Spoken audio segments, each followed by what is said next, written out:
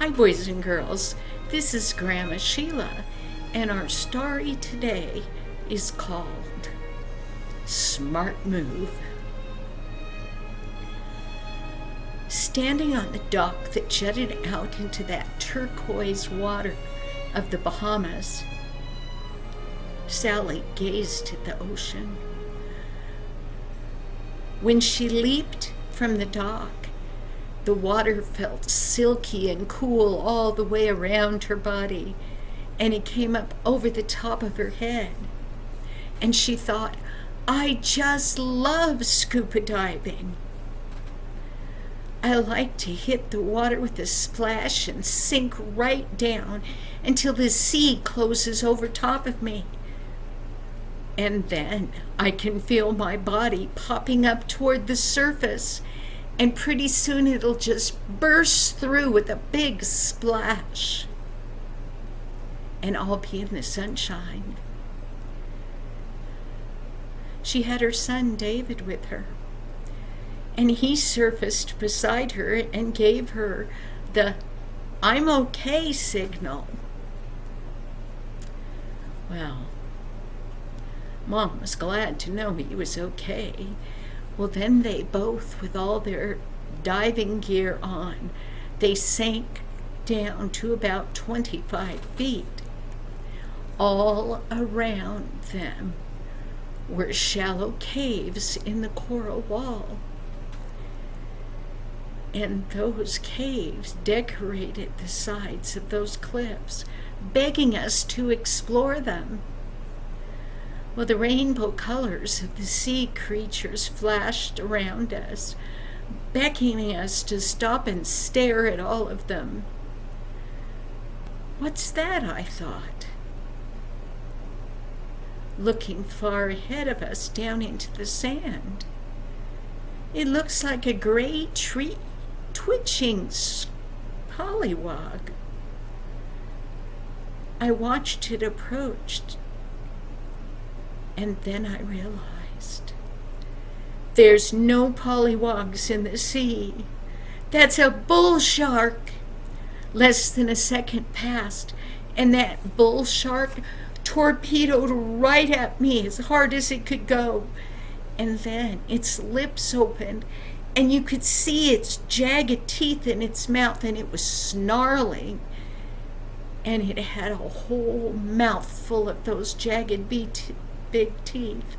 One beady eye stared at Sally. And then that shark's back arched up, and Sally knew that he was in attack mode. That shark lunged at Sally, and she screeched out one word as loud as she could. Then that shark's blunt nose hit Sally in her stomach as hard as it could, and Sally fell over backwards. Yes, she was floating in the water, but she still fell over because that was such a hard blow. Then she closed her eyes tight because she was sure any minute she was going to feel that shark biting her, and her blood was going to run out into the ocean, or maybe he was going to pull off parts of her for lunch. But nothing happened. Nothing. Sally sat up in the water and she looked around. David, he hung there staring off in the distance. Then when I looked, that shark's tail was going back and forth and back and forth and back and forth as hard as it could go, and that shark was disappearing into the distance. It looked like it was hurrying to escape a monster or something. Well, David took my hand and we swam back up to the safety of the dock. When we climbed out, Sally dropped on that dock. She dumped her gear in a heap and she just sat there. "Mom, what did you scream at that shark?" David asked. "You shouted it so loud that it shook the water, Mom." "I didn't have time to think, David. I just screamed, 'Jesus!'" "Wow," David said.